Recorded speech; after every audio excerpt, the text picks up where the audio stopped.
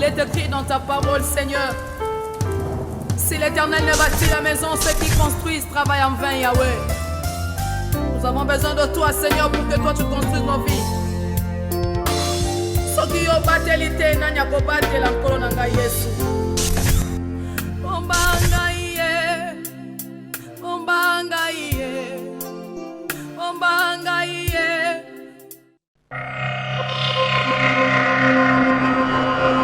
Vous qui nous suivez, en tout cas, vous êtes du côté des... je vais citer les pays de l'Afrique. Je vais citer les pays de l'Europe, de l'Asie.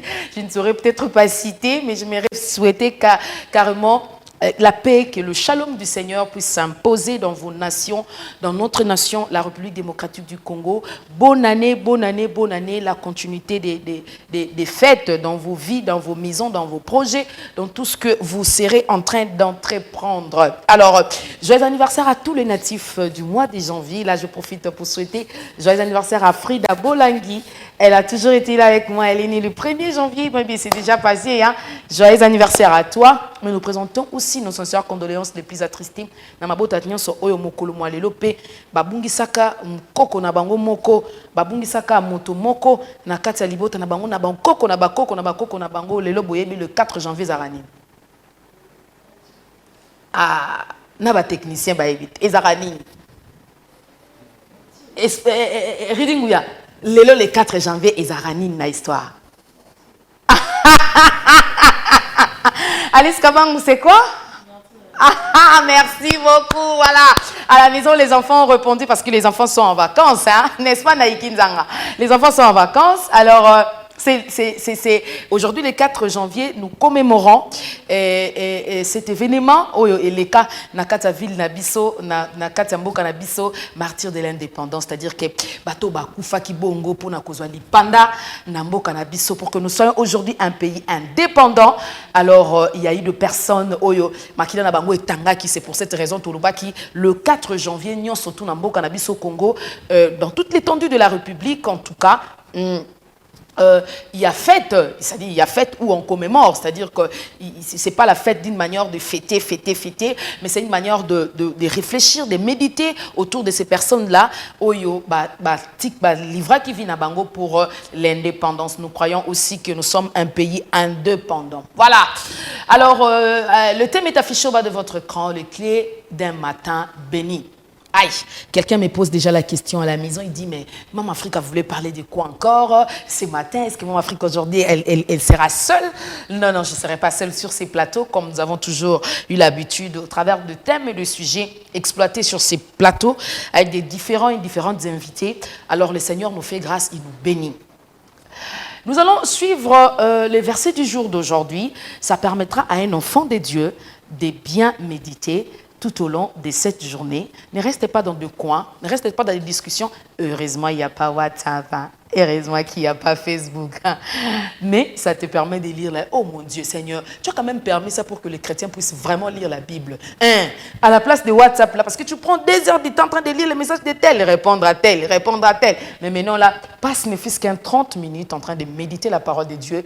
Je crois que c'est la parole de Dieu c'est là où il y a la vie et la vérité. Alors, la source d'épée, c'est dans la parole de Dieu, mais je vous laisse suivre le verset du jour d'aujourd'hui, et puis on se retrouve tout juste après. Et voilà, le verset du jour d'aujourd'hui, nous allons lire dans Luc, chapitre 17, les versets 15 et le verset 16. Vous êtes en train de lire à la maison. Je crois que vous êtes en train de lire ensemble avec moi. Voilà, là vous comprenez et comment est-ce qu'elle c'est une histoire où le Seigneur Jésus est en train de parler des 10 lépreux, bikaki et tout. Alors mususu bazonga quitté, mi baleka kande bazonga ki hein. Alors mususu bazonga quitté. Alors si vous lisez la suite, vous allez comprendre nini onzambe alinga ki aloba. Mais pourquoi tu as eu des versets oyo et ça juste pour nakoye bisana mutu moko, juste pour expliquer à quelqu'un que il faut rendre grâce à Dieu. Déjà au début comme ça, au matin de l'année, au matin de ta vie, au matin de ton projet, nous sommes encore au début de l'année, tu as la possibilité, nous avons la possibilité, vous avez la possibilité de pouvoir déjà rendre grâce à Dieu avant que l'accomplissement de prophéties ou des promesses puisse déjà coller votre vie. Merci pour le verset du jour. Je crois bien, les amis ont retenu. Je rappelle que c'est dans Luc 17, 15 à 16. Merci beaucoup à Gilles Omavambu pour l'initiative. Et j'ai béni le Seigneur pour ça. Alors, avant que nous puissions avancer avec notre thème d'aujourd'hui, je rappelle que je vais recevoir pour vous aujourd'hui le pasteur Odon Loubaya. Il est de l'église Plein Évangile Rama, situé sur l'avenue Ndjolou, numéro 59, dans la commune de Kassavoubou. Référence entrée marché Gambela. Dès que vous êtes à l'entrée marché Gambela, vous demandez l'avenue Ndjolou, on vous pointe du doigt. C'est l'avenue Ndjolou est là, numéro 59. Il est le pasteur de l'église Plein Évangile Rama. La direction générale, ça se trouve à Likasi, là où se trouve le patriarche Magila, le papa Magila. Il est là-bas. Alors, les extensions, ils ont moi et Bélé. Là, je profite d'ailleurs pour saluer l'apôtre Narcisse Magila Pretoria, qui fait un très grand travail. Je profite aussi pour souhaiter bonne année à papa Magila, mon pasteur James Madi. J'honore mon père. Il s'appelle pasteur James Madi, c'est mon papa, mon père spirituel. Je t'honore, papa. Alors, en ces débuts d'année, je te dédie cette émission. Et j'ai dédié cette émission à maman Jeanne Madi aussi. J'ai dédié cette émission aussi au prophète Jean-François Gandhi. Bonne année, papa. Merci, pareillement. Est-ce que vous pouvez dire un mot aux téléspectateurs qui sont en train de vous suivre? Oui, je voudrais présenter mes vœux les meilleurs à tous les enfants de Dieu, répandus dans le monde entier, spécialement ici chez nous à Kinshasa. Tous ceux qui espèrent en Dieu, tous ceux qui croient en Dieu, vraiment, je souhaite que cette année soit meilleure, que nous nous rapprochions. Une année meilleure, c'est une année où nous sommes plus proches du Seigneur.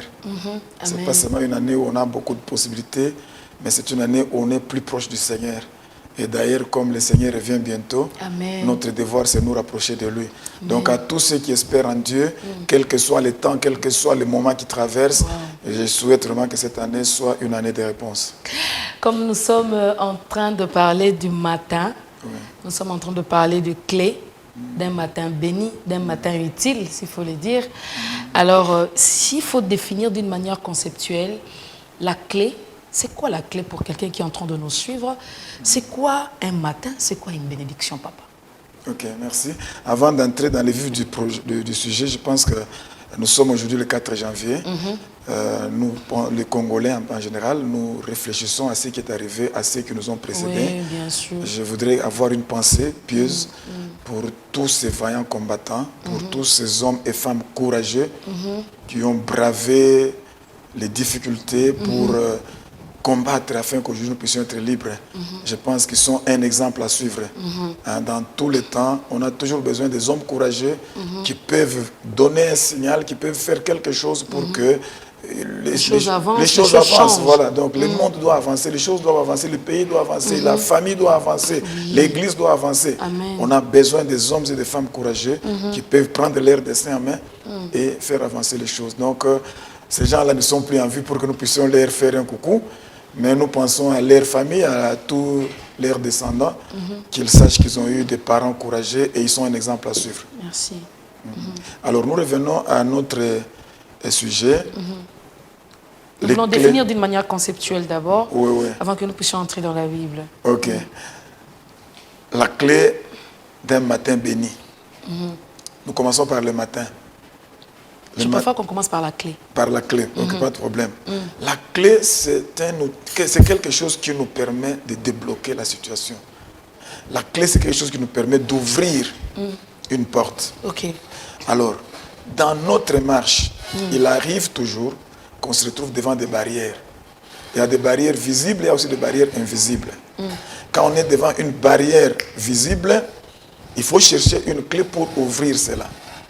Quand on est aussi devant une barrière invisible, et les barrières invisibles font plus mal, parce que vous avancez sur votre route, mais à un moment donné, vous sentez que vous n'avancez plus. Okay.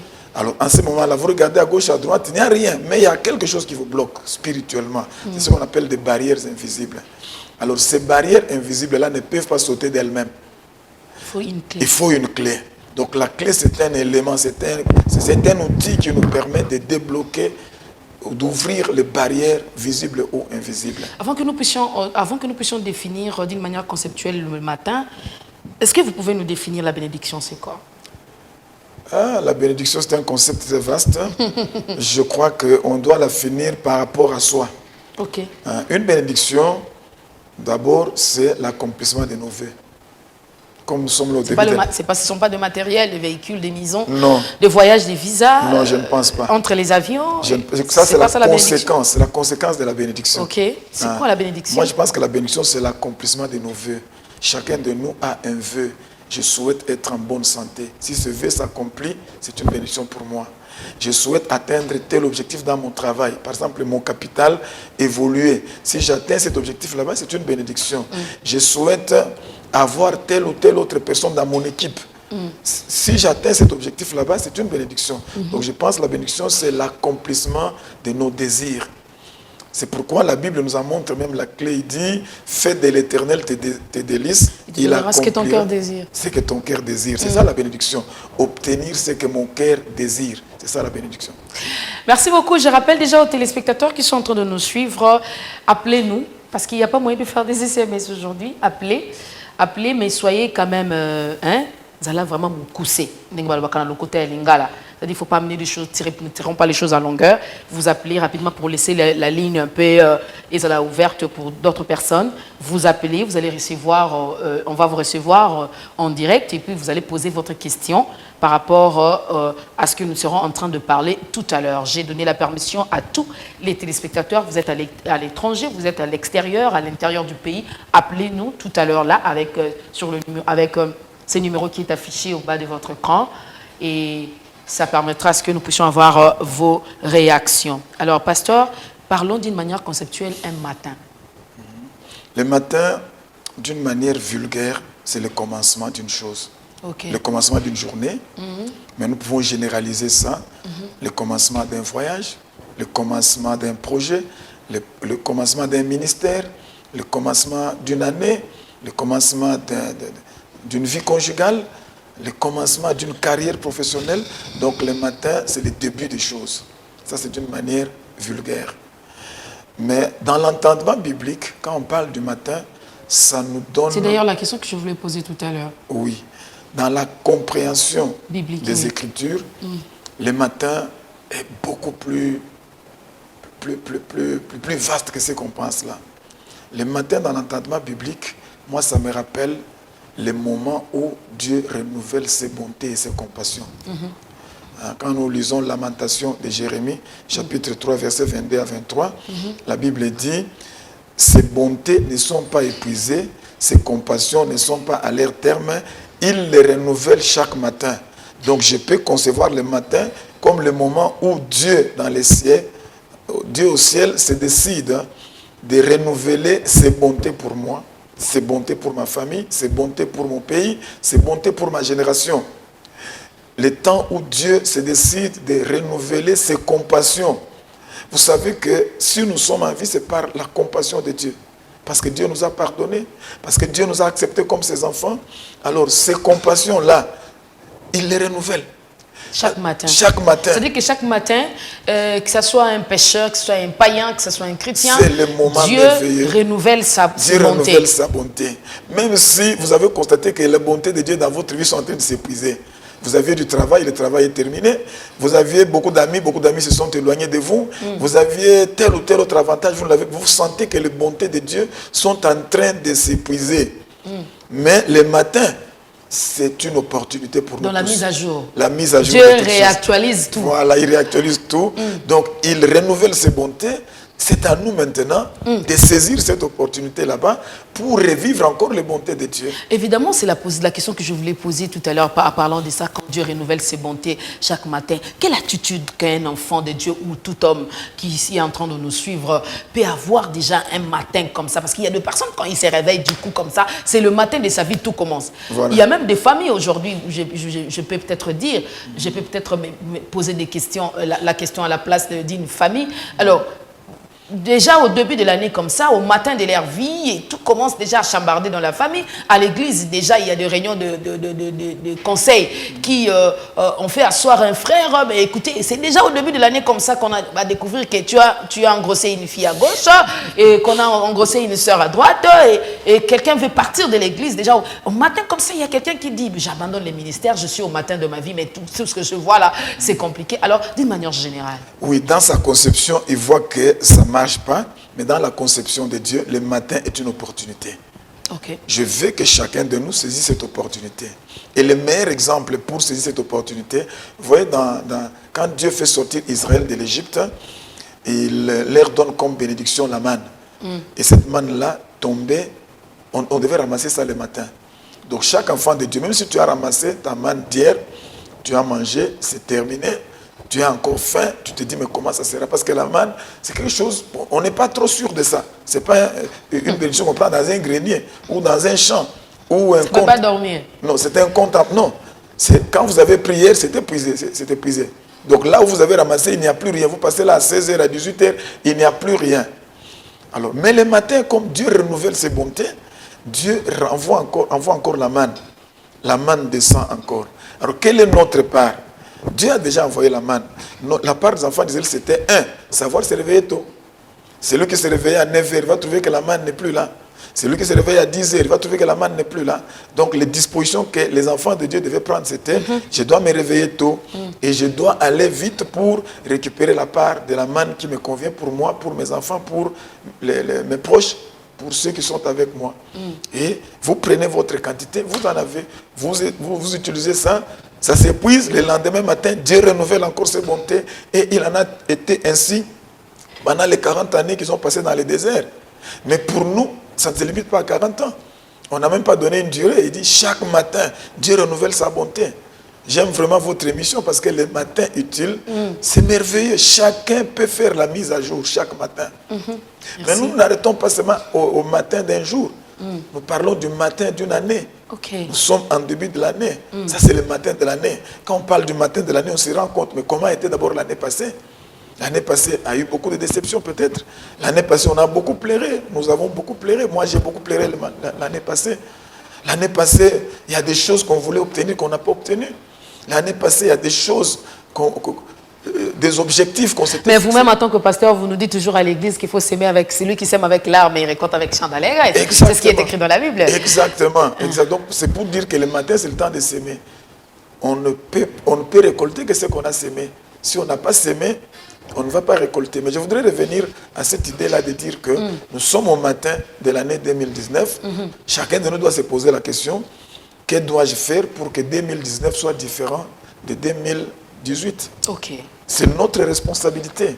Si nous ne faisons rien, 2017 serait égal à 2018, 2018 serait égal à 2019, 2019 serait égal à 2020, et finalement on sera déçu, et finalement on va être déprimé. Et finalement, on peut se suicider. Vous savez que dans des pays développés, par exemple, l'une des grandes causes de mortalité, c'est le suicide. On se pose la question, ils mangent bien, ils ont l'assurance maladie, ils ont tout. Mais pourquoi ils craquent Pourquoi ils craquent Pourquoi ils craquent? Parce que quand 2018 est égal à 2019, on s'est dit, bon, 2019 c'est égal à 2020. Donc on va retourner toujours dans les mêmes choses. Mais rapidement, je vais me mettre à la place. Surtout des chrétiens, apparemment des chrétiens souffrent. Parce que l'année passée, on a déclaré l'année de la gloire. Comme un bien-aimé que j'ai sali, il a déclaré l'année passée l'année de la consécration. Cette année, il dit l'année de la totale consécration. Alors, il y a pas mal de noms comme ça. Il y a même un prophète qui a écrit sur Facebook, il a dit, écoutez, avant que tu puisses nommer l'année, essaie de te poser la question. Tu dis, l'année de la bénédiction, attends-toi à travailler. Si tu dis que c'est l'année de la gloire, attends-toi au combat. Si tu dis que c'est l'année... Alors, beaucoup des enfants de Dieu s'aiment avec des actions de grâce. Déjà, les enveloppes sont partagées. Oui, excusez-moi, pasteur, je dis quand même la vérité à la place des téléspectateurs. Parce que là, je ne suis pas seulement enfant à l'église, mais je suis aussi journaliste, mon pandi sango. Alors, papa, moi, dim à Pesaka. Action de grâce, n'en parlons pas. Contribution église, construction, oh non. Lui-même, d'ailleurs, il prend des initiatives seul. Il dit, bon, je peux quand même envoyer au pasteur Rodon des crédits et des mégabytes pour avoir la bénédiction. Alors, à la fin de l'année était l'année des victoires. Il n'a pas vaincu. Merci. Maintenant, au début, comme ça, papa, avant que les choses... Parce que j'ai vu des bien-aimés qui ont tenu de Pierre. Ils ont dit, ils sont à 4. Sur Facebook, les amis de Facebook nous font toujours rire comme ça. Ils se sont tenus au coin de la rue, là. On attend le pasteur qui nous avait dit que l'année passée, ça sera l'année de bénédiction. L'autre, c'est l'année de Mabanga. J'ai regardé la caricature, le dessin. Mais ça m'a poussé à réfléchir un peu loin. J'ai dit, ok, il y a des fidèles comme ça qui n'ont pas de pierre physiquement, mais qui ont de pierre dans leur cœur, qui lapident déjà leur pasteur. Vous dites, dans la église. Même chose. Alors nous sommes au début, papa, nous sommes encore au matin de l'année. Qu'est-ce que vous pouvez communiquer à ce genre de personnes? Merci, Maman Gloria. D'abord, je m'érige en faux contre votre déclaration. Dire que les chrétiens souffrent parce que l'année passée était l'année de la gloire. Mais ils n'ont pas vu la gloire, papa. Ils souffrent dans le cœur. J'y vais. Moi, je ne suis pas d'accord avec vous. Parce que je connais des chrétiens qui ont atteint leurs objectifs. Ok. Je connais des enfants de Dieu qui ont atteint leurs objectifs. Ceux qui n'ont pas atteint leurs objectifs. Le problème, c'est en termes de pourcentage. Nous sommes à 100, nous sommes à 200. Combien ont atteint leurs objectifs, combien n'ont pas atteint leurs objectifs. C'est là le problème. Mais dire que généraliser que les chrétiens souffrent... Bon, je n'ai pas généralisé. J'ai dit, quand je parle des chrétiens, c'est-à-dire qu'il y a une partie de chrétiens, vous sentez que quand même ça n'a pas tenu et tout ça. Alors, s'il faut parler en termes de pourcentage, là, ça me demandera d'aller un peu plus loin dans les enquêtes et tout ça. Oui, voilà. Donc, ça dépendra des enquêtes. Moi, je me dis toujours, par exemple, dans l'église de Jésus, avec les 12 apôtres, ils étaient à 12 et un seul a échoué, c'est Judas. Les 11 là ont réussi. Alors, si on se met à la place de Judas, on va dire, je n'ai pas obtenu mes objectifs. Mais si on se met à la place de Pierre, on se dit, gloire à Dieu, j'ai atteint mon objectif. Le combat que nous avons dans nos églises, c'est nous battre pour que ce pourcentage-là augmente, le pourcentage des gens qui atteignent leurs objectifs. Ils existent. Nous en connaissons et nous vivons cela. Mais nous ne devons pas nous réjouir seulement de ceux qui ont atteint l'objectif, nous devons aussi nous préoccuper de ceux qui n'ont pas atteint l'objectif. La première question est celle-ci. Vous êtes dans la même classe. Celui-là a réussi, toi tu as échoué. Donc c'est le même professeur. On ne peut pas condamner le professeur. Parce que le professeur, il a fait que celui-là a réussi. Non, oui, maman. Mais les spectateurs savent que vous avez une haute sagesse. Oui, maman, écoute. Nous avons le même professeur. Il a donné les mêmes cours, les mêmes exemples. Mais il y a 5 qui réussissent. Vous êtes à 20 dans la classe, 15 n'ont pas réussi. C'est vrai, on peut dire, le professeur n'a pas été bon. Mais moi, je dis toujours à mes enfants, quand les enfants viennent, ils disent, en tout cas, à ces cours ici, moi, je n'ai pas réussi. Je pose la question, dans votre classe, il n'y a personne d'autre qui a réussi. Il dit, oui, il y a si quelques-uns ont réussi, toi aussi, tu devais réussir. Tu ne peux pas venir me dire ici que le professeur a mal posé la question. Mais c'est lui qui a réussi là-bas, il est de ta classe. Il a reçu la même formation que toi. Donc, la vie, c'est un combat. La vie, c'est... Il faut être élite. Okay. Il ne faut pas rester au niveau moyen. Donc, les clés que nous donnons ici, c'est pour nous permettre d'être élite, d'être distingué, d'être parmi ceux qui vont réussir. L'apôtre Paul dit, tout ce qu'un homme a osé, moi aussi je l'ose. Moi, je me dis toujours, si je fais un concours, si je fais quelque chose, s'il y a 2 personnes qui vont réussir, je dois être parmi les 2. S'il y a 5 qui vont réussir, je vais être parmi les 5. S'il y a 10, donc je me bats pour être parmi ceux qui vont réussir. Donc, il y a beaucoup d'enfants de Dieu qui ont atteint leurs objectifs, et beaucoup d'autres n'ont pas aussi atteint leurs objectifs. Et je leur demande d'être attentifs à la parole de Dieu, parce que c'est la même parole de Dieu qui nous permet d'atteindre nos objectifs. Merci beaucoup, Pasteur Odon. Maintenant, d'une manière de la révélation, du côté de la révélation, un matin, il y a un bien-aimé qui veut nous poser des questions. Appelez, posez des questions. On va poser votre question. On va exposer ça auprès du pasteur. Il va vous répondre. Alors, pasteur, d'une manière, il y a révélation biblique. Tongo Yamutu. Comment est-ce que la Bible est allée kolobela yango? Ok. Je préfère qu'on lise la Bible. Il n'y a pas de souci, papa. C'est mieux d'ailleurs. Oui, je veux qu'on lise Apocalypse, chapitre 2, les versets 18 à 28. La lecture serait un peu longue, mais c'est utile pour nous. Apocalypse, chapitre 2, versets 18 à 28. Écrit à l'ange de l'église de Thyatire. Voici ce que dit le Fils de Dieu. Celui qui a les yeux comme une flamme de feu et dont les pieds sont semblables à des lérins ardents. Je connais tes œuvres, ton amour, ta foi, ton fidèle service, ta constance et tes dernières œuvres plus nombreuses que les premières. Mais ce que j'ai contre toi, c'est que tu laisses la femme Jézabel qui se dit prophétesse enseigner et séduire mes serviteurs pour qu'ils se livrent à l'impudicité et qu'ils mangent des viandes sacrifiées aux idoles. Je lui ai donné du temps afin qu'elle se repentît. et elle ne veut pas se repentir de son impudicité. Voici, je vais la jeter sur un lit et envoyer une grande tribulation à ceux qui commettent l'adultère avec elle, à moins qu'ils ne se repentent de leurs œuvres. Je ferai mourir de mort ces enfants, et toutes les églises connaîtront que je suis celui qui sonde les reins et les cœurs. Et je vous rendrai à chacun selon vos œuvres.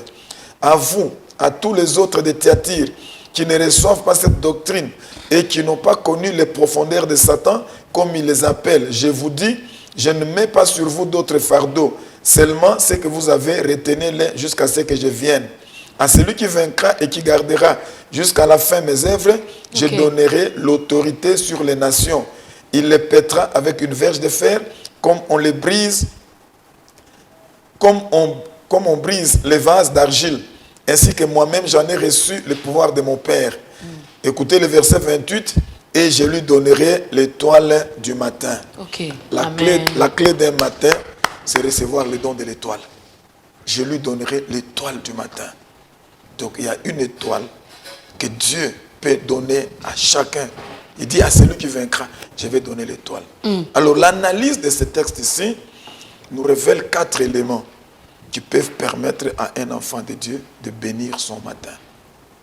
L'analyse de ce texte ici nous révèle, là je m'adresse maintenant à ceux qui n'ont pas atteint leurs objectifs. Je disais, nous sommes dans une classe de 20 personnes, 5 ont réussi l'année passée, 15 n'ont pas réussi. Moi, professeur, ça me fait mal parce que la majorité n'a pas réussi. Mais j'ai dit à cette majorité, considérez ceux qui ont réussi. Ils ont reçu la même formation que vous. Si eux ont réussi, vous aussi vous pouvez réussir. Alors l'étude de ce texte nous permet de dégager quelques éléments qui peuvent rendre un matin béni, qui peuvent faire qu'un matin soit béni. C'est-à-dire que le commencement de notre vie conjugale, le commencement de notre vie ministérielle, le commencement de notre vie professionnelle soit béni. Quels sont ces éléments-là? D'abord ici on parle à une église, c'est-à-dire on parle aux enfants de Dieu, l'église de Thyatire. Et apparemment, c'est une bonne église. C'est une église où Jésus dit, je connais tes œuvres, je connais ta foi, je connais ton amour, je connais ta fidélité. Ce sont là les éléments qui caractérisent une église, une bonne église. Je connais même tes œuvres. Et d'ailleurs, tes œuvres récentes sont plus nombreuses que les premières. Donc c'est une église qui a beaucoup d'éloges de la part de Dieu. Ce n'est pas de la part des flatteurs, mais de la part de Dieu lui-même. Celui qui sonde les reins, celui qui sonde les cœurs. Il dit, je connais tes œuvres. Donc c'est une très bonne église. Mais cette église n'a pas encore expérimenté l'étoile du matin. Donc on peut être enfant de Dieu, mais on n'a pas encore reçu la clé qui bénit nos matins. Alors, maintenant, que devra faire un enfant de Dieu? À cette église ici, malgré qu'il y a beaucoup d'éloges, mais il y a quand même un bémol, si on peut dire qu'on ne sait pas, bon, je ne veux pas appeler ça bémol, mais il y a quand même un reproche. Il dit, mais c'est que j'ai contre toi. La première chose, si nous voulons que notre matin soit béni, c'est-à-dire que le commencement de notre vie soit béni, le commencement de cette année soit béni, pour communiquer cette bénédiction à toute l'année, la première chose, chacun de nous, chaque enfant de Dieu, chaque homme, chaque femme doit se dire, qu'est-ce que Dieu a contre moi? Souvent, nous nous contentons de ce que nous avons de bon. Maman Gloria, vous êtes très bien habillée. Merci, papa. Vous avez bien peigné vos cheveux. Merci, papa. Gloire à Dieu. Mais nous ne nous arrêtons pas là-bas. Ça, c'est merveilleux. Après tous ces éloges que nous avons reçus, tu es charmante, tu es accueillante, tu mets les gens à l'aise. Merci, ça, c'est merveilleux. Ça, c'est moi qui parle. Mais je dois aussi me poser la question, qu'est-ce que Dieu a contre moi? Qu'est-ce que Dieu a contre moi? Généralement, les débuts d'année, ne passons pas seulement avec des poulets, avec des piodis ou avec la boisson. Mais nous devons réfléchir. Si 2018 n'a pas été une bonne année pour moi. Donc avant d'écrire de projets, avant de beaucoup gêner, avant de prier. Oui, Yaya. Réfléchissons d'abord, qu'est-ce que Dieu a contre moi? Dieu a quelque chose contre moi. Donc apparemment, nous, surtout nous enfants de Dieu, nous focalisons plus sur ce que Dieu veut. Qu'est-ce que Dieu promet pour cette année? Voilà. La prophétie de cette année, c'est quoi? Voilà. La déclaration de cette année, c'est quoi? Mais plutôt... Merci, papa. Tu as touché la chose. Nous nous focalisons seulement sur la promesse, sur la prophétie, sur la déclaration. Notre pasteur a déclaré. L'homme de Dieu a déclaré. Très bien, je veux que nous puissions retenir cela. Mais je dois aussi rentrer en moi-même pour me dire qu'est-ce que Dieu a contre moi. Il y a quelque chose que Dieu a contre moi, quel que soit mon degré de spiritualité. Ah, mais c'est très bien énuméré, c'est très bien énuméré ici, Moïse, Apocalypse 2. Voilà, Moïse, le grand homme de Dieu, Dieu avait quelque chose contre lui. Élie, le grand prophète du feu, Dieu avait quelque chose contre lui. Karangaï, moi aussi, Dieu a quelque chose contre moi. Si je ne le découvre pas, Yaya, l'année 2019 sera comme 2018. Aïe.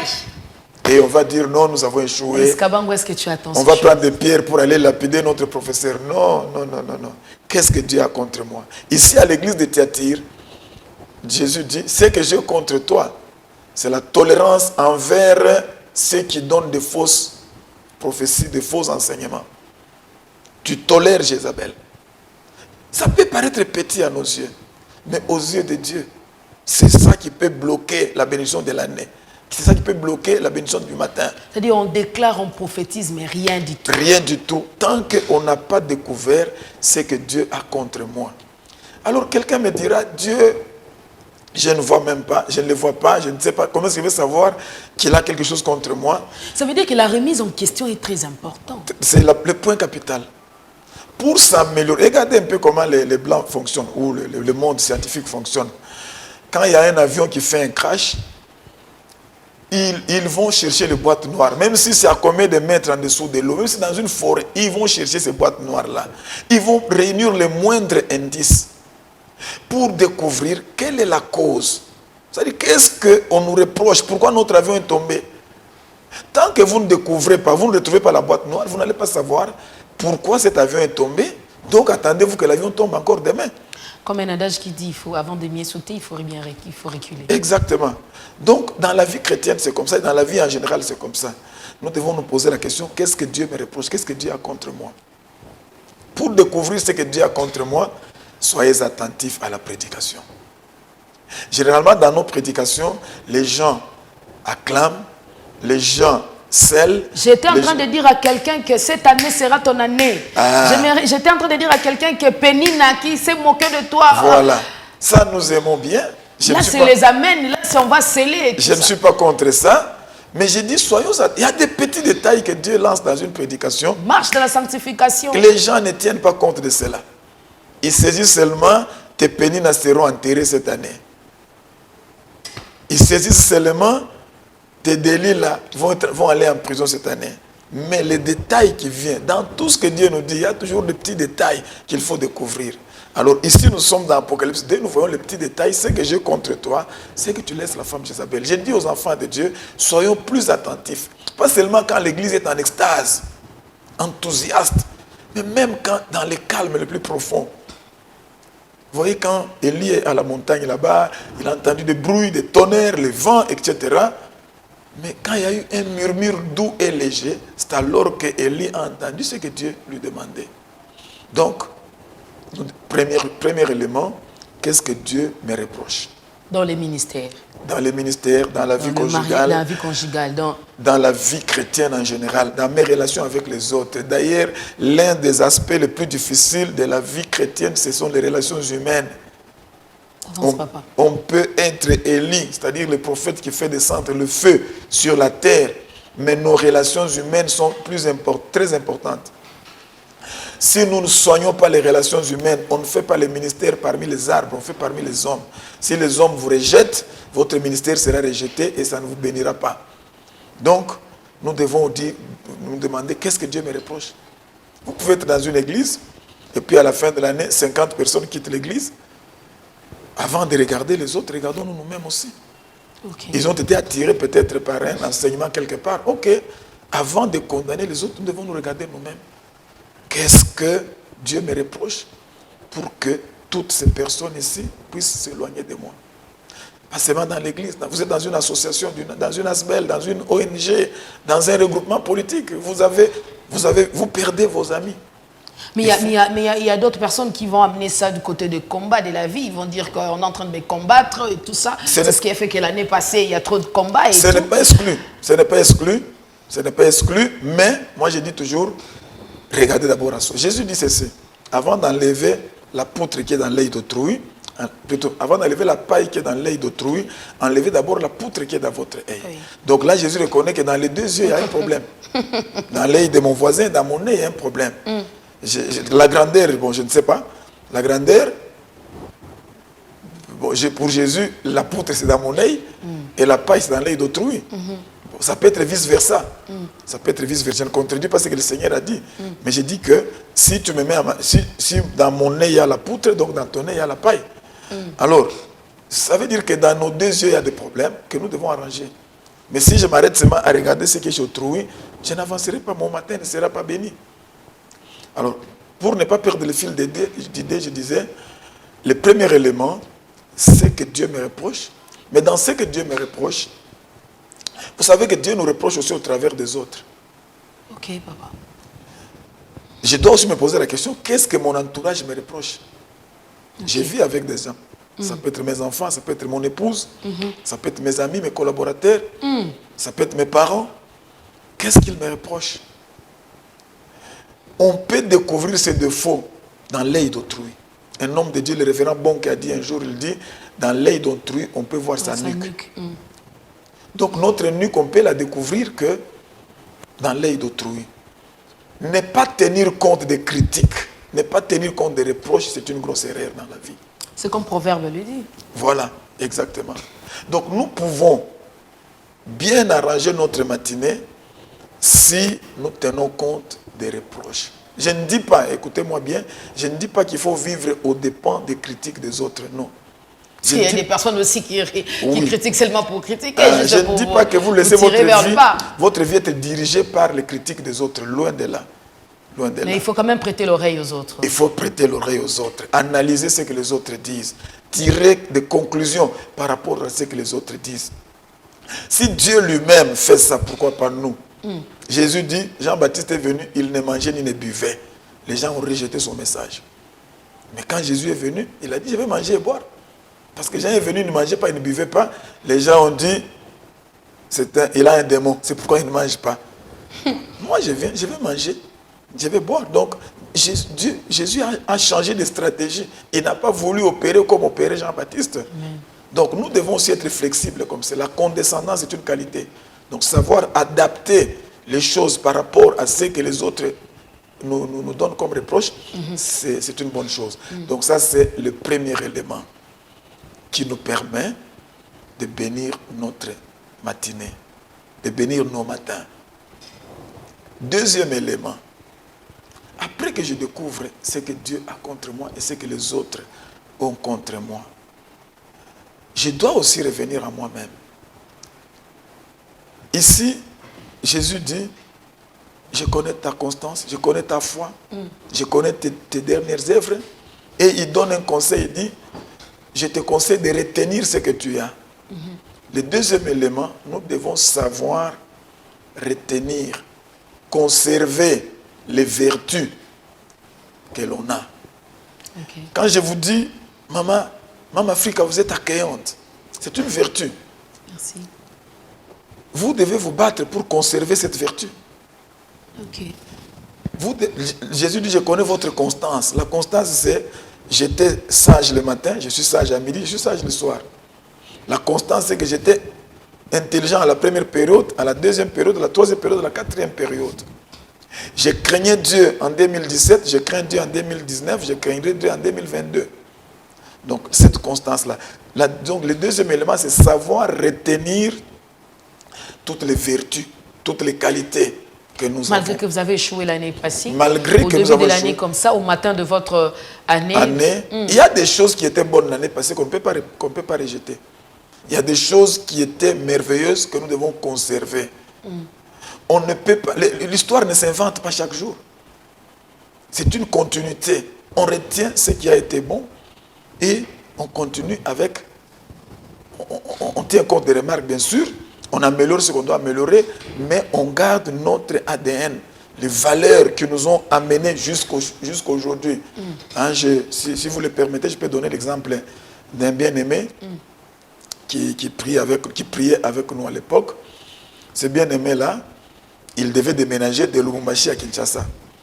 Il a déménagé avec son épouse et il avait deux enfants à l'époque, oui. Il vient avec ses 2 enfants ici. Alors la vie l'a compliqué. C'était le matin de son séjour à Kinshasa. C'était le commencement de son séjour à Kinshasa. Ça l'a compliqué sérieusement. Le monsieur a commencé à souffrir. Il manquait de tout. Il ne savait pas payer la maison. Il est sous-logé chez les gens. Et quand vous êtes sous-logé chez les gens, ce n'est pas pour 1 mois, ce n'est pas pour 2 mois. Mais lui en avait déjà 1 année et ça n'allait pas. Les gens étaient fatigués de lui. Alors, il a souffert. Mais en ce temps-là, les frères étaient assidus à l'église, très zélés. Ils servaient le Seigneur, ils craignaient Dieu, ils marchaient avec Dieu. Et pendant qu'ils priaient, je me rappelle même une année là, nous avions dit, bon, chez nous le thème de l'année c'était la marche progressive vers nos limites prophétiques. Ça veut dire, chacun de nous doit se battre pour atteindre la limite de la bénédiction que Dieu a réservée pour lui. Les frères s'est battu et Dieu lui a fait grâce. Dieu lui a fait grâce, en tout cas, les choses ont changé. Il a eu un bon travail et on l'a logé dans une belle villa à la Cité Verte. Dans sa maison avait, je crois, 5 ou 6 chambres à coucher. C'était énorme. Lui n'avait que 2 enfants. Alors, donc, c'était merveilleux. Et à un moment donné, j'ai vu que les frères ne venaient plus à l'église. Les frères étaient irréguliers. Les frères... Mais peut-être que c'était des occupations. Oui, j'ai parlé avec lui. Ce n'était pas des occupations. Alors, un jour, sa femme vient me dire, papa, et regarde ce que mon mari fait. J'ai dit, qu'est-ce qu'il a dit? Je lui ai dit, tu te rappelles comment nous, toi et moi, on a souffert et nos enfants ont souffert dans cette ville. Quand nous avons quitté Lubumbashi pour arriver ici, on a souffert sérieusement. Toi, tu reviens encore dans cette ville-là pour que nous puissions souffrir. Si Dieu enlève sa main, si Dieu enlève sa couverture, nous risquons de perdre tout. On va souffrir encore davantage. Quand même, il avait une bonne femme. Une très bonne femme. Maintenant, il va sourire, là, dit, chérie Tika, laisse. Là, c'était au moment où j'étais nouveau ici à Kinshasa. C'était au matin de Kinshasa. Je ne comprenais pas trop bien Mon Dieu. Maintenant, là, je maîtrise Kinshasa. Je connais très bien là où par où l'argent vient et par où l'argent se tourne. Donc, ça, c'est le passé. Ce que tu dis là, c'est le passé. Donc, je donne cet exemple pour dire que ses frères, il avait la crainte de Dieu. Il avait les ailes de servir Dieu.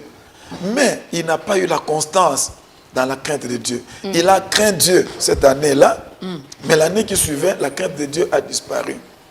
Donc, la qualité dans la vie, c'est savoir conserver les vertus que l'on avait. Gardez votre sourire là. Même si quelqu'un vient vous énerver, même si quelqu'un vient vous taquiner, c'est une vertu. C'est une vertu, Yaya. Merci, papa.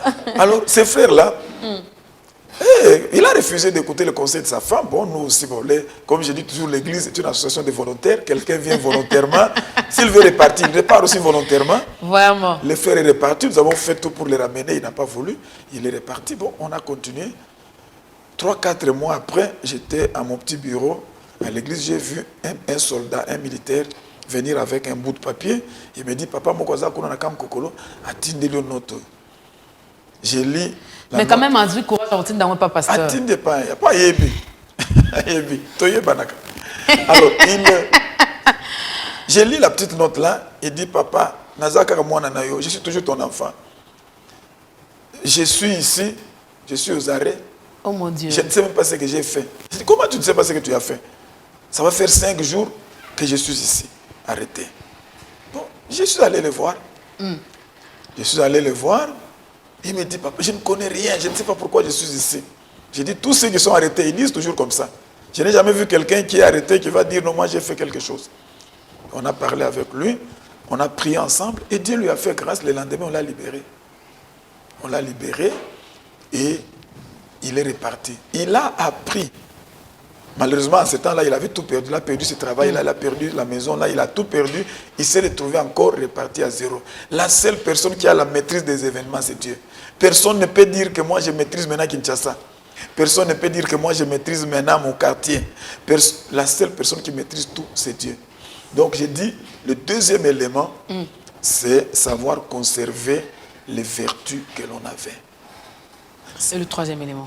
Le troisième élément, quand on a conservé ces vertus que l'on avait, Jésus dit, permettez-moi que je relise ces passages-là.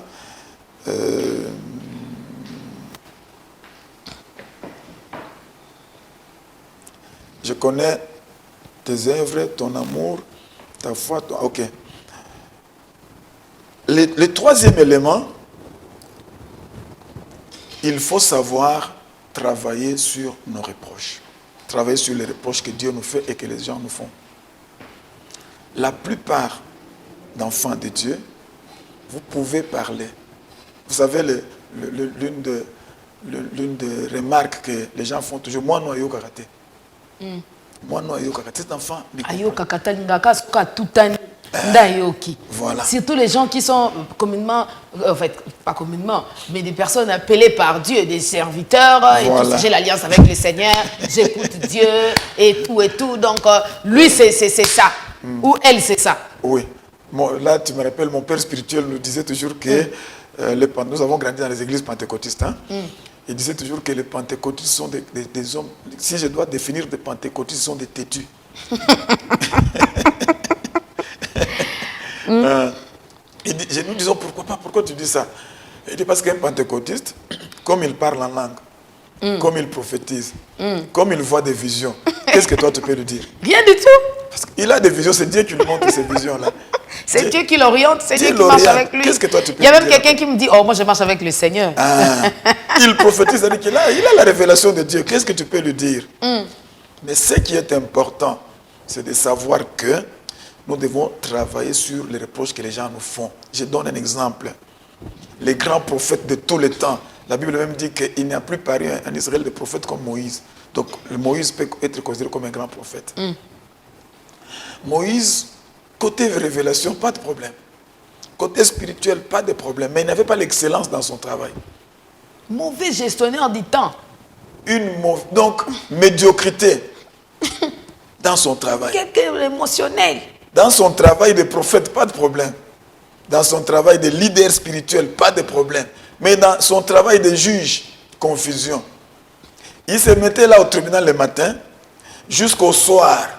Plein de gens devant son bureau. Plein de gens. Il commence à juger la première personne, la deuxième personne. 18 heures, il n'a pas terminé. Il n'a pas terminé. Bon, partez, vous revenez demain. Mais demain, il y aura d'autres qui vont s'ajouter. Demain encore, plein de gens devant son bureau de juge. Celui qui est venu l'aider, c'est son beau-père, qui n'était pas un oint de Dieu comme lui. Son beau-père, nous ne connaissons pas ses qualités spirituelles. Son beau-père, nous ne connaissons même pas son alliance. Merci. Son beau-père arrive, il observe, il dit, petit, tu travailles, mais tu vas mourir avant. Tu ne gères pas bien ton temps. Ce que tu fais là, ça te nuit toi-même. Parce que quelqu'un ne peut pas travailler de 6h à 18h. Tu vas t'épuiser. Dieu a des principes. Quand vous sautez le principe de Dieu, vous allez mourir avant. Vieux maître, il faut dire au maître. Ensuite, tu épuises tous ces gens ici qui viennent.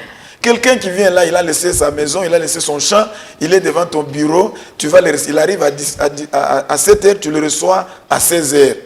Il est épuisé. Donc, médiocrité dans le travail des juges de Moïse. Alors, si quelqu'un écoute cette parole ce matin, il se décide de pouvoir travailler les critiques qu'il est en train de recevoir par rapport à son entourage, peut-être par rapport à Dieu, Dieu peut lui révéler une chose. Mais il y a des races, il y a des personnes, nous avons des catégories de personnes de l'obus ayo kakate.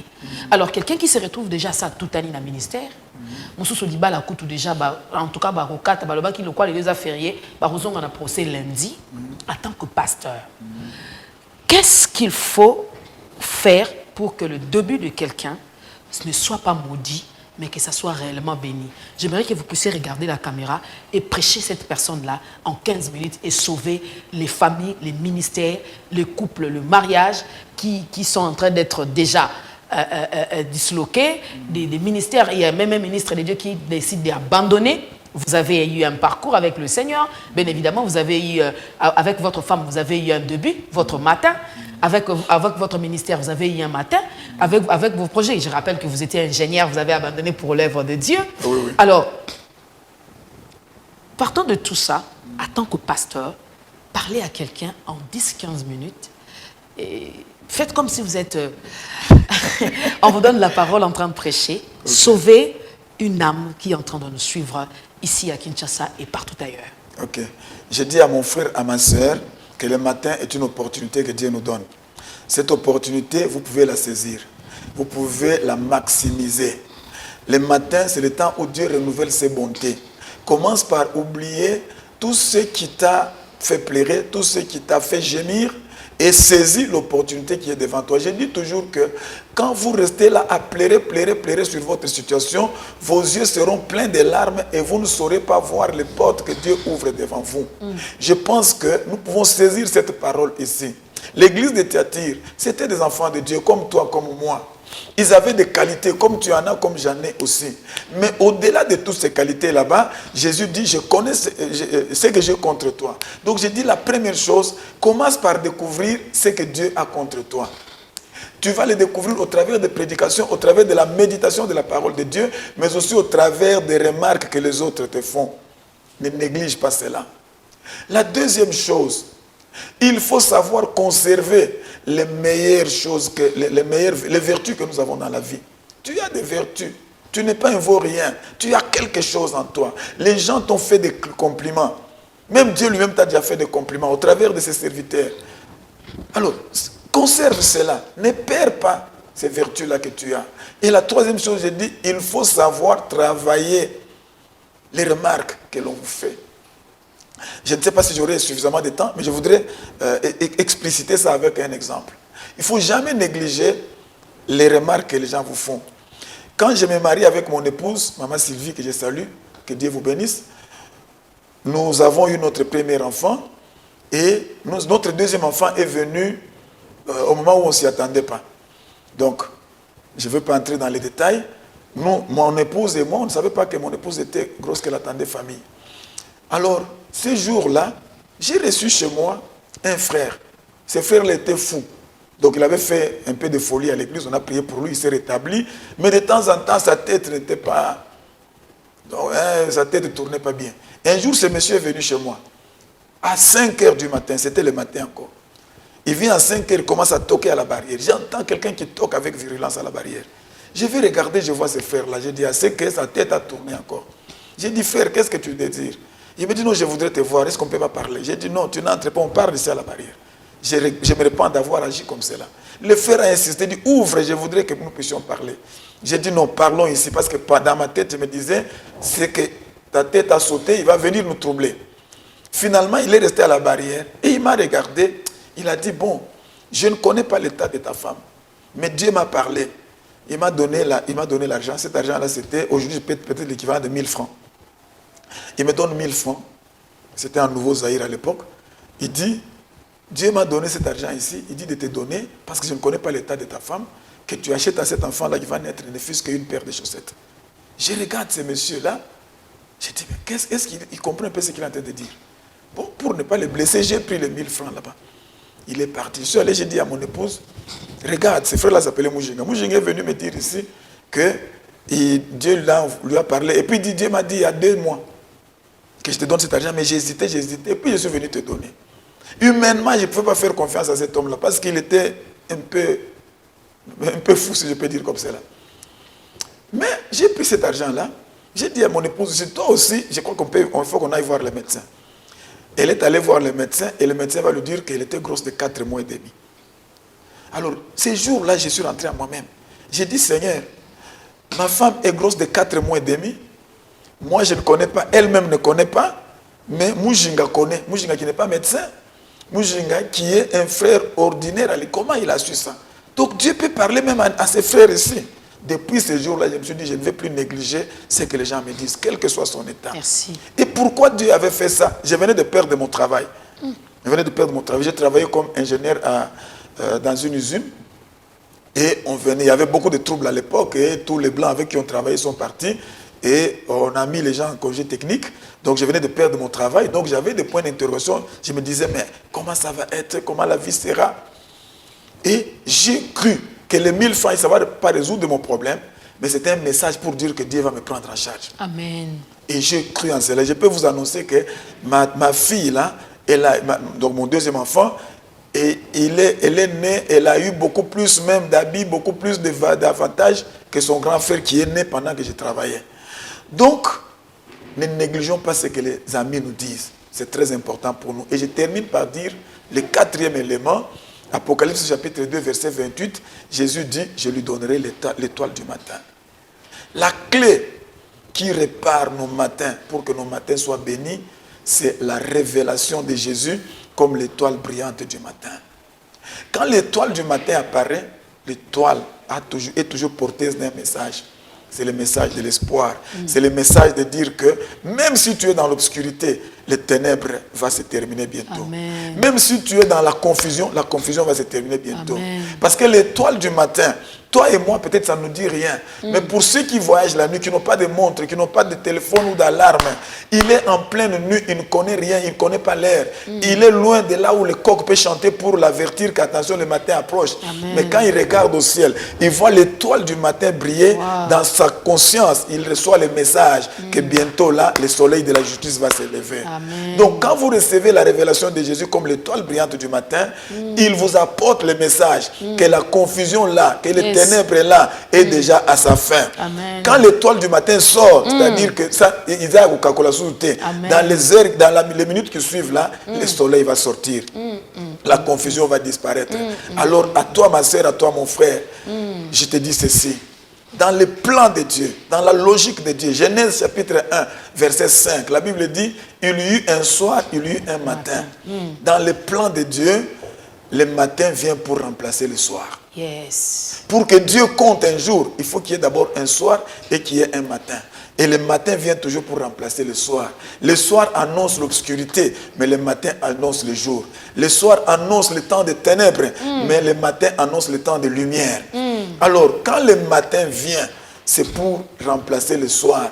Ma prière est que chaque soir de ta vie soit remplacé par un matin. Amen. Je ne connais pas combien de soirs tu as vécu. Oh, yes. Est-ce que l'année ou le mois a été toute ténébreuse? Mais je dis que le matin puisse remplacer le soir dans la vie de tout un chacun de nous. Si l'étoile du matin se révèle à nous, qu'on le veuille ou pas, cette année ici sera une année où nous allons marcher dans la lumière. Voilà, merci beaucoup, Pasteur Odo. Il va continuer, il sera avec nous jusqu'à la fin de l'émission. Fidèles amis téléspectateurs, je n'ai pas trop de commentaires. Je crois que c'était utile pour toi, pour moi, pour nous tous, de pouvoir écouter cette sagesse venant des dieux, la parole des dieux que Dieu nous a envoyé ces matins pour que nos matins, pour que nos débuts. D'ailleurs, à partir d'aujourd'hui, il ne faut pas seulement appeler matin utile, il faut dire un début utile, un commencement utile. Amen. Pourquoi? Parce que c'est par la grâce de Dieu que ta matinée est utile à travers des sujets que nous apportons et les invités, nos invités sur ces plateaux. Alors j'aimerais que nous puissions avoir la prise de conscience. Et c'est important, Makas. Le pasteur, quand il est en train de parler ici, vous sentez que les responsabilités sont partagées. C'est bien d'écrire le projet, mais il faut la fin d'une chose que son commencement. Pour que la fin est à la malade, il faut commencement. Si Christ est au centre de toute autre chose, même si le noir est allumé, quand tu auras la révélation du Fils de l'homme en tant qu'étoile brillante du matin, et tout. Mais aussi, je crois que le pasteur va nous donner quelques points nasuka awa ndengeni no concevoir année na yo obomba makambo nyonso nzamba promettre yo omona yango na miso. Alors les responsabilités sont partagées. Nous allons souffler avec la chanson de Mama Aimé Moutiba pour soutenir l'œuvre de Dieu tout de suite, et puis on va se retrouver tout juste après pour continuer notre émission d'aujourd'hui, matin utile, les clés d'un matin béni. Voilà.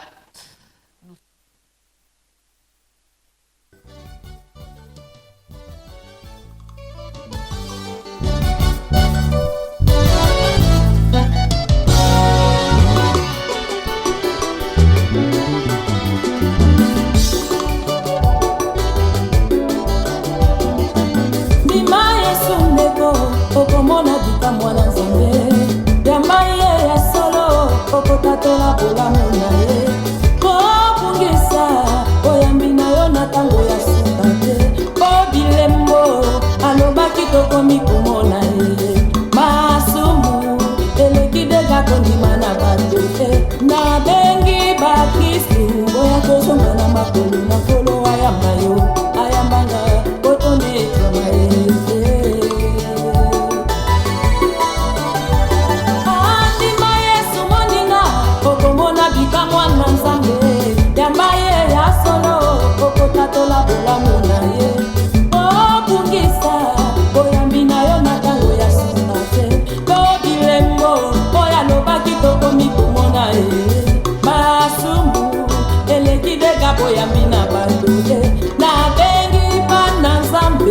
tozonga na makolo na kolo ayambanga kotonde kamaye ndima yo komona buya na nzambe yo komona buya na nzambe ndima yo komona tolamu na nzambe yo komona buya na nzambe boya na ndima tokonda tolamu na ye.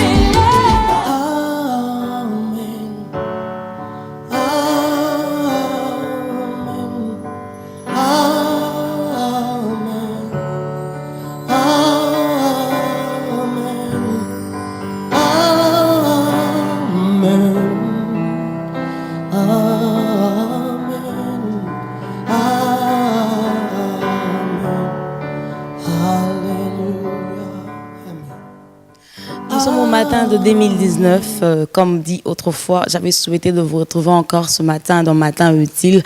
Fidèles amis téléspectateurs, bonjour. Je vais dire bonjour à Maman Africa. Bonne année au pasteur dans le Baya. Bonne année à vous. Alors, nous sommes au moment où nous soutenons l'œuvre de Dieu. On l'avait dit l'année passée, qu'on soutenir l'œuvre Yanzambe tant que Matin Utile existera avant que Jésus-Christ ne revienne. Nous continuerons à souhaiter à soutenir l'œuvre des dieux. Passons au communiqué à présent. Nous vous annonçons le report du concerto Bandanaïs de notre frère Papa Franck Moulaja. C'était prévu au mois de janvier. Nous avons repoussé. Nous allons vous donner des détails tout au long de nos émissions Matin Utile.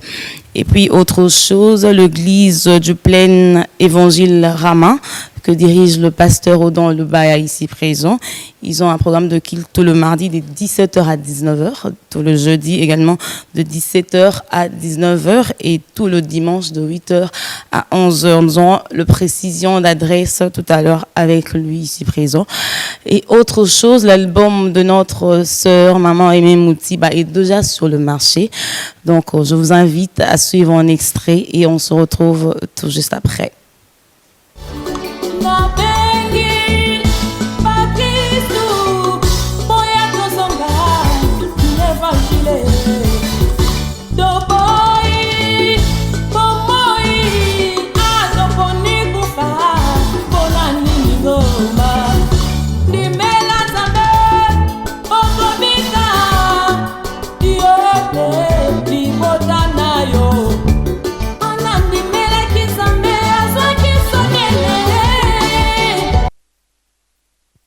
Et voilà, faites comme eux, appelez-nous au plus 243 81 65 165 70 pour faire passer vos communiqués des églises, pour faire passer également vos albums sur le marché. Que Dieu vous bénisse et je profite de l'occasion pour souhaiter le meilleur à mon papa, pasteur Amos, Trésor Amos. Je vous souhaite bonne année. Je souhaite bonne année à ma mère, Maman Godé Tuboba. Bonne année à mon pasteur Georges Bali.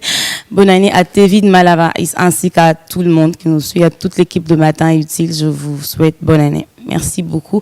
Que Dieu vous bénisse. Merci Alice Kabang. Je profite d'ailleurs pour souhaiter bonne année, présenter le meilleur à l'honorable Clément Zaou, le directeur général de Kin 24 Télévision. Il est Clément comme son nom, vraiment, mais le meilleur, prospérité, longévité, vie encore. Zalana Mpenza na bomoyi. Ya Eric Mbuta, Zalana na bomoyi, ya John Vuzi, Zalana na bomoyi Penza, M. Taki Kalombo, Zalana na bomoyi, M. John Chitenge, Maître Michel, Bo Zalana na bomoyi Penza, parce que tout ça na posa na bino, Makasi, na Kin 24 Télévision, Ridinguya, na posa na yo nanu Makasi Penza, Gilles Omavambu, l'adorateur, les facilitateurs. Je l'appelle comme ça ces derniers temps les facilitateurs et l'adorateur Gilles Omavambu. Bonne année à toi, bonne année à ma maman Hélène Mouzongo, bonne année à maman Cornélie Koumbi ainsi que le pasteur Serge Koumbi, David Koumbi. En tout cas, bonne année à vous, bonne année au docteur Silas, bonne année à pasteur Dédé Landou, bonne année au prophète Joël Francis Tatou, bonne année à pasteur Grassoumbela, bonne année à mon pasteur encore une fois James Madi, bonne année à maman Jeanne Madi, bonne année à maman Petroni à la porte de Brebis, bonne année à toi, bonne année à maman Patricia Pezo, bonne année à maman Odette à la porte des Brebis, elle est en train d'assurer le protocole là-bas, bonne année à papa Ali Mouya, bonne année à Aude Lyongo est-ce que son mari Maurice Lyongo, bonne année à Rosette Douni à Kanikani, bonne année à toi, est-ce que ton mari, bonne année à Nanette Mamba, bonne année à toi, bonne année à Giniel Boni, bonne année à toi, bonne année à Pierrot Bessa, bonne année à tout celui qui me connaît, ce monde qui me connaît, bonne année aux téléspectateurs d'ici et d'ailleurs, bonne année à vous. Nous sommes en train de continuer avec notre émission, nous sommes en train de chiter déjà tout à l'heure, Pasteur Odon, il y a des matins des personnes, bien que vous venez de déclarer déjà, il y a des personnes qui viennent peut-être à peine de nous retrouver, alors il y a des signes qui peuvent montrer à quelqu'un que quand il se regarde, il dit « mon matin n'est pas béni » ou quand il regarde comme ça « mon matin est béni », quels sont les signes en question et votre mot de conclusion par rapport à l'émission d'aujourd'hui, votre numéro de contact et puis l'adresse de l'église le jour où vous recevez pour que les bien-aimés viennent vous voir pour une prière ou un conseil prophétique. Merci maman. Le signe d'un matin béni, il est trop simple. Trop simple. Pour savoir que ce matin sera béni, le signe c'est quand vous avez écouté Dieu vous parler. Si Dieu parle. Dieu va parler comment? Dieu, chaque enfant de Dieu doit savoir comment est-ce que Dieu lui parle. Mais comme ici dans les textes que nous venons de partager, il dit écrit à l'ange de l'église de Thyatire. Donc le message est donné à l'ange de l'église. Quand l'ange de l'église reçoit le message, il le partage. Donc il faut écouter l'ange de l'église. Quand Dieu veut bénir quelqu'un, il y a d'autres personnes qui ne pourront peut-être pas comprendre, l'ange de l'église, c'est-à-dire votre pasteur, votre père spirituel. Exact. Merci. Quand Dieu veut bénir quelqu'un, il lui parle. Et quand Dieu trouve que le temps de bénir cette personne est fini, il ne lui parlera plus. Quand Dieu se tait, quand Dieu ne parle plus, c'est que c'est un mauvais signe. Mais quand Dieu parle... Mais la Bible dit que le silence de Dieu n'est pas égal à son absence, pasteur. Oui, le silence de Dieu n'est pas égal à son absence. J'ai dit ceci, vous commencez une journée, vous commencez une aventure, vous commencez une carrière professionnelle. Les signes qui montrent que Dieu va vous bénir, c'est quand Dieu vous parle. Quand vous savez écouter Dieu vous parler. Si vous n'écoutez pas Dieu vous parler, c'est un mauvais signe. Donc cherchez à ce que Dieu puisse vous parler. Je donne un exemple. Vous savez, quand Dieu a trouvé qu'avec Pilate, Hérode plutôt. Hérode, on a tout fait, il n'a pas voulu se changer. Bon, on le laisse. Vous savez qu'Hérode a posé beaucoup de questions à Jésus. Qu'est-ce que tu dis de toi? De quoi est-ce qu'on t'accuse? Est-ce que c'est vrai que tu es le fils de Dieu? Jésus n'a pas répondu. Jésus n'a pas répondu, il est resté calme. C'était un mauvais signe. C'est un très mauvais signe. Quand Dieu ne parle pas, c'est un mauvais signe. Quand Dieu ne parle pas au début ou déjà au milieu? En général, quand Dieu ne parle pas, mais comme nous parlons du matin, donc nous nous focalisons sur le matin. Mais en général, quand Dieu ne parle pas, c'est un mauvais signe. Jésus n'a rien dit à Hérode. Rien. Mais Hérode avait besoin de connaître.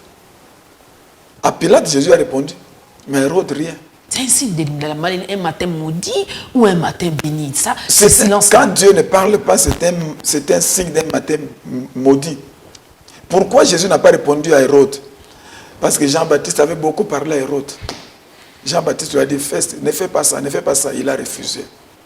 Il n'a pas voulu écouter l'envoyé de Dieu. Parce qu'il était le Tout-Puissant. Parce qu'il avait toute la puissance avec lui. Il dit, mais qu'est-ce que je peux faire avec ça? Il a refusé d'écouter tout ce que Jean-Baptiste disait. Maintenant, il est en face de Jésus, il pose des questions. Jésus n'a pas répondu. Il est resté calme. Et quelle est la conséquence? Regardez la fin d'Hérode. Quelqu'un qui se réveille un matin, il ne se réveille pas avec son pasteur, il ne se réveille pas avec l'ange de l'église. Oui. Alors, quand il se réveille un matin comme ça, il se réveille de son lit. Alors, comment est-ce qu'il doit savoir que ça, Dieu me parle? Très bien. J'aime ta question là. Merci, pasteur. Il se réveille, il a sa Bible. Je ne dis pas que l'ange de l'église est le seul moyen par lequel Dieu nous parle. Vous avez dit tout à l'heure en introduction de l'émission ici que c'est bien, comme on n'a pas WhatsApp, on n'a pas Facebook, comme ça les gens peuvent lire la Bible. C'est un très bon conseil. Merci, mais je ne souscris pas à cela. Nous ne devons pas lire la Bible par défaut. C'est-à-dire que parce qu'il n'y a pas WhatsApp, il n'y a pas Facebook, c'est alors que nous lisons Parce la que, Bible. en fait, je ne faut pas se voiler la face parce que je suis aussi un peu maman là. Oui. J'observe, je vois. Oui. Vous sentez vraiment que quelqu'un prend 4 heures du temps en train d'être sur WhatsApp et Facebook. Voilà. Mais pour Vous prendre avez ne fût-ce raison. que 10 minutes lire la Bible, oh non, j'ai mal aux yeux. Vous avez raison, mais je donne comme conseil aux enfants de Dieu, n'attendez pas les jours où vous n'avez pas Facebook pour lire la Bible. Vous vous réveillez le matin, prenez votre Bible, lisez-la. Lisez ne fût-ce qu'un chapitre par jour. Je ne dis pas d'ouvrir la Bible, vous lisez un verset, comme beaucoup de gens font. Akassi Akanga, psaume 22, 5. Donc, à Talika, psaume 22, 5. Tu ne connais pas les versets qui viennent avant, les versets qui viennent après. Et vous lisez un verset hors de son contexte. Vous aurez une mauvaise compréhension. Donc, lisez ne fût-ce qu'un chapitre par jour. Dieu va vous parler. Vous savez, dans les temps, bon, pas dans les temps, même aujourd'hui ça existe encore, il y a un mouvement qu'on appelle la Ligue pour la lecture de la Bible. C'est un mouvement qui a fait un grand travail. Et je bénis ces bien-aimés qui continuent à faire ce travail là-bas. L'objectif de ce mouvement, c'était promouvoir la lecture de la Bible. Ils ont sorti des calendriers qui peuvent nous permettre de lire la Bible. Alors aujourd'hui, apparemment, les enfants de Dieu, ils ne lisent plus leur Bible. Ils sont busy. Réveillez-vous le matin, lisez votre Bible. Dieu va vous parler. Quand vous lisez la Bible, vous sentez qu'il y a un verset qui touche votre cœur, qui parle. Ça, Dieu vous a parlé. Comme le verset du jour, on donne. Comme le verset du jour. C'est un très bon signe. Merci beaucoup, papa. C'est un très bon signe. Dans le verset du jour, nous apprenons qu'il faut savoir consolider sa bénédiction. Amen. Ils étaient nombreux, ils ont été bénis, mais un seul a consolidé sa bénédiction. Parce qu'il est rentré dire merci. Il est rentré rendre grâce. Quand vous rendez grâce, vous consolidez votre bénédiction. Quand vous vous en foutez de faire cela, ok, vous continuez, mais cette bénédiction va s'arrêter à un moment donné. Donc, je dis que les signes qui montrent que mon matin est béni, c'est quand Dieu m'a parlé. Ok. Et les signes qui montrent que ce matin n'est pas bon, c'est quand Dieu ne m'a pas parlé. Tu lis, tu ne comprends rien. Un mot par rapport à l'émission, pasteur. Nous sommes au début de l'émission, au début de l'année. Que Dieu vous bénisse, qu'il vous inspire encore davantage. Merci, papa. Prendre le temps, 1 heure du temps, 1h30, 1h15 du temps pour donner la parole de Dieu. Prendre les versets du jour. Étudier un thème. On ne peut pas se rendre compte, même nous-mêmes qui faisons ça, même ceux qui entendent ça, on ne peut pas se rendre compte de l'impact que cela a sur la vie spirituelle, de l'impact que cela a sur l'avancement des choses dans notre vie. Donc, que Dieu vous bénisse abondamment. Amen. Que cette année soit une année où votre sagesse va éclater aux yeux de tout le monde. Salomon était sage, mais il est arrivé un temps où cette sagesse a bousculé les extrémités de la terre, de telle manière que la reine de Séba est venue jusqu'à Jérusalem écouter la sagesse. Je prie que dans le monde entier, que ta sagesse, la sagesse de ton émission, puisse éclater afin que des hommes et des femmes puissent faire ce que la reine de Séba avait fait. Que Dieu vous inspire aussi de bons invités qui vont être une bénédiction. Merci beaucoup, papa. Le corps du Christ. Dieu soit loué. Vous pouvez donner votre numéro de contact et le jour où vous recevez. Merci beaucoup, maman, pour cette opportunité. Les frères et sœurs peuvent nous joindre au plus 243 99 99 28 393. Ou encore, en français de Belge, nous dirons plus 243 99 99 28 393. Nous pouvons recevoir tout le monde à nos bureaux situés sur l'avenue Djolou numéro 59 dans la commune de Kasavubu entre l'avenue Gambela et l'avenue Chaba, non loin de l'entrée principale du marché Gambela. Nous sommes au bureau chaque jour de 10h à 13h, c'est le temps où nous recevons les bien-aimés chaque jour de 10h à 13h. Mais si vous voulez que ce soit en dehors de ces heures-là, vous pouvez appeler à ce numéro là-bas, c'est-à-dire le plus 243 99 99 28 393 pour que nous puissions nous fixer un rendez-vous spécial aussi. À tous, à toutes et à tous, une année 2019 d'espoir, une année 2019 de lumière, que les ténèbres disparaissent et que le matin remplace le soir dans votre vie au nom de Jésus. Voilà, merci beaucoup, pasteur Odon. Vous allez nous dédier vous allez dédicacer, vous allez préfacer mon agenda de 2019 en quelques mots, quelques déclarations. Fidèle ami téléspectateur, pendant que le pasteur Rodon Loubaya est en train de dédicacer mon agenda 2019, je profite aussi pour dire que le Seigneur bénisse ton année, que tu sois conscient, que nous soyons conscients de la présence de Dieu, parce que lorsque nous avons la conscience de la présence de Dieu, la consécration sera totale et nous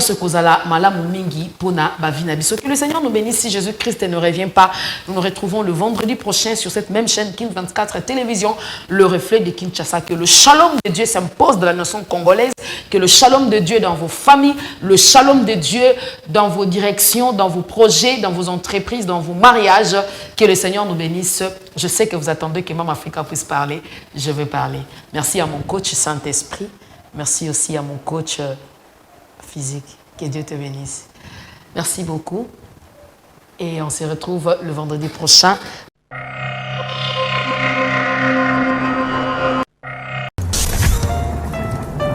Il est écrit dans ta parole, Seigneur. Si l'Éternel ne bâtit la maison, ceux qui construisent travaillent en vain, Yahweh. Nous avons besoin de toi, Seigneur, pour que toi tu construises nos vies. Soki yo batelite nanya ko batela nkolo nanga Yesu.